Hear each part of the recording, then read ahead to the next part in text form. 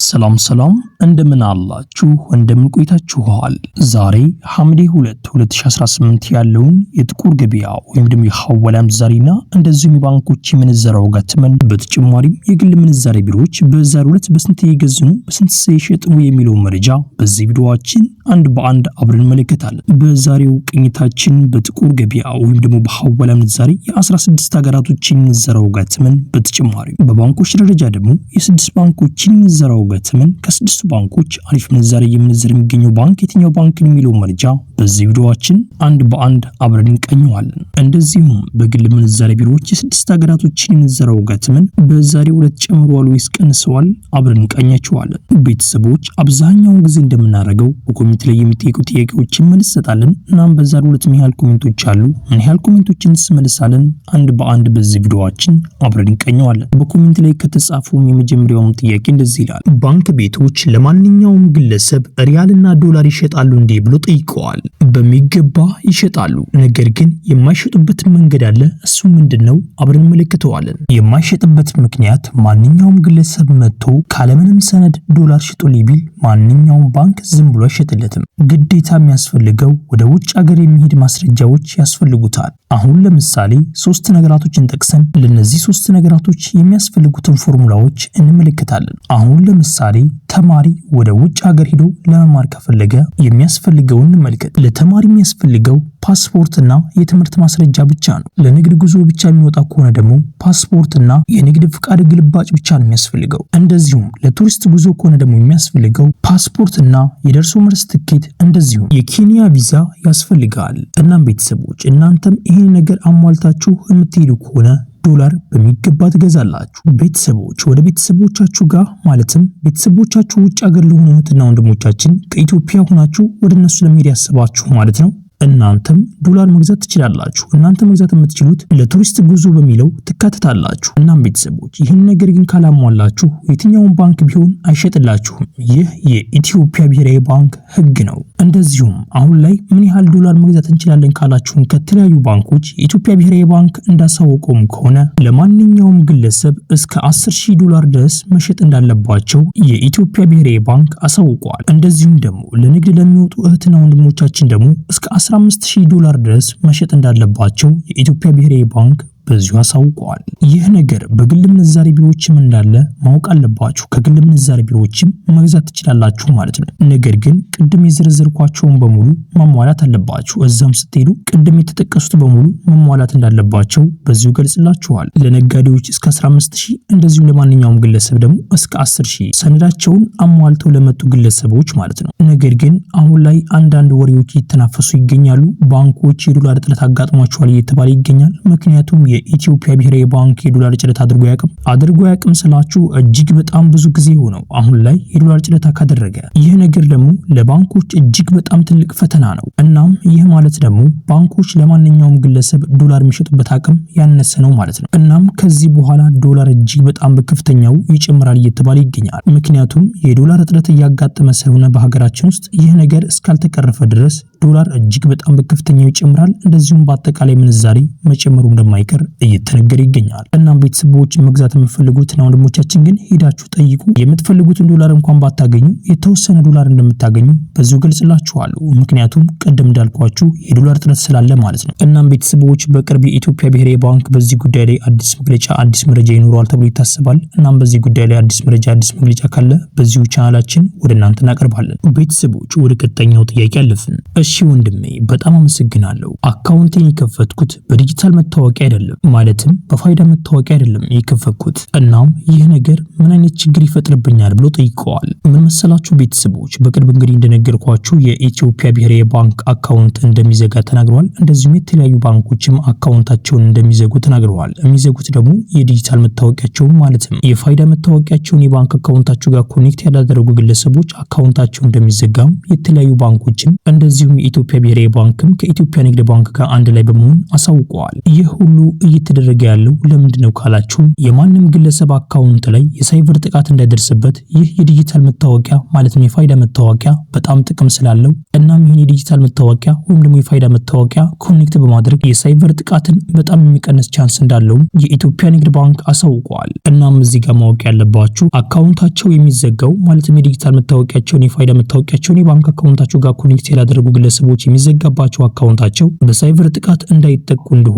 የኢትዮጵያ ንግድ ባንክና የተለያዩ ባንኮች አሳውቀዋል። እናም ቤተሰቦች በኮሜንት ላይ እንደጠየቁት ከሆነ ምን አይነት ችግር ያመጣል ካላችሁ አካውንታችሁ አንደኛ ይዘጋል። እናም ቤተሰቦች በአጠቃላይ አካውንታችሁን ማንቀሳቀስ አትችሉም። ማንቀሳቀስ የምትችሉት የፋይዳ መታወቂያችሁን ማለትም የዲጂታል መታወቂያችሁን የባንክ አካውንታችሁ ጋር ኮኔክት ካደረጋችሁ ብቻ ነው ማለትም ካገናኛችሁ ብቻ ነው ይሄን ነገር ማለትም የባንክ አካውንታችሁን ማንቀሳቀስ የምትችሉት ማለት ነው። ነገር ግን እዚህ ጋር ማወቅ ያለባችሁ በህጋዊ መንገድ ወደ ውጭ ሀገር ለሄዳችሁ እህትና ወንድሞቻችን ማለት ነው እናንተ የፋይዳ መታወቂያችሁን የባንክ አካውንታችሁ ጋር ግዴታ ኮኔክት ማድረግ እንደሌለባችሁ በዙ ገልጽላችኋለሁ። ምን ማድረግ እንዳለባችሁ እንመለከታለን። እናንተ በህጋዊ መንገድ ሄዳችሁ እህትና ወንድሞቻችን ማድረግ ያለባችሁ እናንተን ወደ ውጭ ሀገር የላካችሁ ወኪላችሁ እናንተ በውጭ ሀገራት እንደምትኖሩ የሚያሳይ ማስረጃ ይዞ እናንተ የባንክ ቡክ የከፈታችሁበት ባንክ በመሄድ እናንተ በውጭ ሀገር እንደምትኖሩ የሚያሳየውን ማስረጃ ለነሱ ብቻ በመስጠት ካረጋገጡ በኋላ እናንተ የዲጂታል መታወቂያችሁን ወይም ደግሞ የፋይዳ መታወቂያችሁን ኮኔክት ማድረግ እንደሌለባችሁ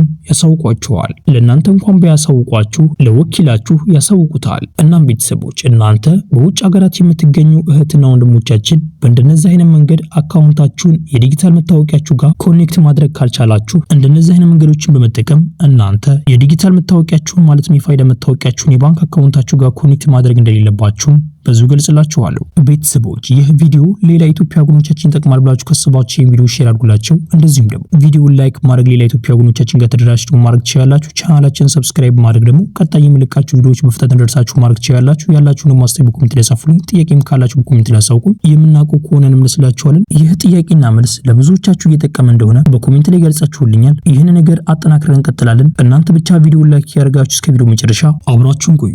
በቅድሚያም የምናገኘው አንድ የአሜሪካን ዶላር በአሁኑ ሰዓት ላይ በጥቁር ገበያ ሐዋላ ምንዛሬ የተመነዘረበት ያለው ዋጋም 182 ብር ከ01 ሳንቲም የተመነዘረ ሲሆን 100 የአሜሪካን ዶላሮች ደግሞ 18201 ብር በጥቁር ገበያ ሐዋላ ምንዛሬ በዛሬው ዕለት ሲመዘው ይውላል። የአሜሪካን ዶላርም በአሁኑ ሰዓት ላይ በጣም በከፍተኛ ዋጋ እየመነዘረ የሚገኘው ባንክ የኦሮሚያ ባንክ ነው። የኦሮሚያ ባንክ አንድ የአሜሪካን ዶላር በአሁኑ ሰዓት ላይ ገዛበት ያለው ዋጋ 159 ብር ከ62 ሳንቲም የተገዛ ሲሆን የተሸጠበት ያለው ዋጋ ደግሞ 162 ብር ከ81 ሳንቲም እነሱ ይሸጣሉ። የኢትዮጵያ ንግድ ባንክ አንድ የአሜሪካን ዶላር በአሁኑ ሰዓት ላይ ገዛበት ያለው ዋጋ 156 ብር ከ01 ሳንቲም የተገዛ ሲሆን የተሸጠበት ያለው ዋጋ ደግሞ 159 ብር ከ14 ሳንቲም እነሱ ይሸጣሉ። የግል ምንዛሬ ቢሮዎች በአሁኑ ሰዓት ላይ አንድ የአሜሪካን ዶላር እየገዙበት ያለው ዋጋ 175 ብር ከ33 ሳንቲም የተገዛ ሲሆን የተሸጠበት ያለው ዋጋ ደግሞ 178 ብር ከ83 ሳንቲም እነሱ ይሸጣሉ። በቀጣይ የምናገኘው አንድ ዩሮ በአሁኑ ሰዓት ላይ በጥቁር ገበያ ሐዋላ ምንዛሬ የተመነዘረበት ያለው ዋጋ 270 ብር ከ96 ሳንቲም የተመነዘረ ሲሆን 100 ዩሮዎች ደግሞ 20796 ብር በጥቁር ገበያ ሐዋላ ምንዛሬ በዛሬው ዕለት ሲመዘው ይውላል። በቀጣይ የምናገኘው አንድ የስዊስ ፍራንክ በአሁኑ ሰዓት ላይ በጥቁር ገበያ ሐዋላ ምንዛሬ የተመነዘረበት ያለው ዋጋም 225 ብር ከ04 ሳንቲም የተመነዘረ ሲሆን 100 የስዊስ ፍራንኮች ደግሞ 22504 ብር በጥቁር ገበያ ሐዋላ ምንዛሬ በዛሬው ዕለት ሲመዘው ይውላል። በቀጣይ የምናገኘው አንድ የካናዳ ዶላር በአሁኑ ሰዓት ላይ በጥቁር ገበያ ሐዋላ ምንዛሬ የተመነዘረበት ያለው ዋጋም 128 ብር ከ46 ሳንቲም የተመነዘረ ሲሆን 100 የካናዳ ዶላሮች ደግሞ 12846 ብር በጥቁር ገበያ ሐዋላ ምንዛሬ በዛሬው ዕለት ሲመዘው ይውላል። በቀጣይ የምናገኘው አንድ ፓውንድ ስተርሊንግ በአሁኑ ሰዓት ላይ በጥቁር ገበያ ሐዋላ ምንዛሬ የተመነዘረበት ያለው ዋጋም 241 ብር ከ02 ሳንቲም የተመነዘረ ሲሆን 100 ፓውንድ ስተርሊንግ ደግሞ 24102 ብር በጥቁር ገበያ ሐዋላ ምንዛሬ በዛሬው ዕለት ሲመዘው ይውላል። የፓውንድ ስተርሊንግ በአሁኑ ሰዓት ላይ በጣም በከፍተኛ ዋጋ እየመነዘረ የሚገኘው ባንክ የኦሮሚያ ባንክ ነው። የኦሮሚያ ባንክ አንድ ፓውንድ ስተርሊንግ በአሁኑ ሰዓት ላይ የገዛበት ያለው ዋጋ 188 ብር ከ25 ሳንቲም የተገዛ ሲሆን የተሸጠበት ያለው ዋጋ ደግሞ 192 ብር ከ02 ሳንቲም እነሱ ይጣሉ። የኢትዮጵያ ንግድ ባንክ አንድ ፓውንድ ስተርሊንግ በአሁኑ ሰዓት ላይ የገዛበት ያለው ዋጋ 202 ብር ከ42 ሳንቲም የተገዛ ሲሆን የተሸጠበት ያለው ዋጋ ደግሞ 206 ብር ከ47 ሳንቲም እነሱ ይጣሉ። የግል ምንዛሬ ቢሮዎች በአሁኑ ሰዓት ላይ አንድ ፓውንድ ስተርሊንግ የገዙበት ያለው ዋጋ 228 ብር ከ10 ሳንቲም የተገዛ ሲሆን የተሸጠበት ያለው ዋጋ ደግሞ 232 ብር ከ66 ሳንቲም እነሱ ይጣሉ። በቀጣይ የምናገኘው አንድ ኪዩት ዲናር በአሁኑ ሰዓት ላይ በጥቁር ገበያ ሐዋላ ምንዛሬ የተመነዘረበት ያለው ዋጋም 589 ብር ከ64 ሳንቲም የተመነዘረ ሲሆን 100 የኪዩት ዲናሮች ደግሞ 58964 ብር በጥቁር ገበያ ሐዋላ ምንዛሬ በዛሬው ዕለት ሲመዘው ይላል። የኪዩት ዲናርን በአሁኑ ሰዓት ላይ በጣም በከፍተኛ ዋጋ የምንዘረ የሚገኘው ባንክ የኦሮሚያ ባንክ ነው። የኦሮሚያ ባንክ አንድ ኪዩት ዲናር በአሁኑ ሰዓት ላይ ገዛበት ያለው ዋጋም 521 ብር ከ94 ሳንቲም የተገዛ ሲሆን የተሸጠበት ያለው ዋጋ ደግሞ 532 ብር ከ38 ሳንቲም እነሱ ይታሉ። በቀጣይ የምናገኘው አንድ ዱባይ ድርሃም በአሁኑ ሰዓት ላይ በጥቁር ገበያ ሐዋላ ምንዛሬ የተመነዘረበት ያለው ዋጋም 49 ብር ከ55 ሳንቲም የተመነዘረ ሲሆን 100 ዱባይ ድርሃሞች ደግሞ 4955 ብር በጥቁር ገበያ ሐዋላ ምንዛሬ በዛሬው ዕለት ሲመዘው ይላል። የዱባይ ድርሃምን በአሁኑ ሰዓት ላይ በጣም በከፍተኛ ዋጋ የምንዘረ የሚገኘው ባንክ የአዋሽ ባንክ ነው። የአዋሽ ባንክ አንድ ዱባይ ድርሃም በአሁኑ ሰዓት ላይ ገዛበት ያለው ዋጋም 44 ብር ከ15 ሳንቲም የተገዛ ሲሆን የተሸጠበት ያለው ዋጋ ደግሞ 45 ብር ከ04 ሳንቲም እነሱ ይታሉ። የኢትዮጵያ ንግድ ባንክ አንድ ዱባይ ድርሃም በአሁኑ ሰዓት ላይ ገዛበት ያለው ዋጋም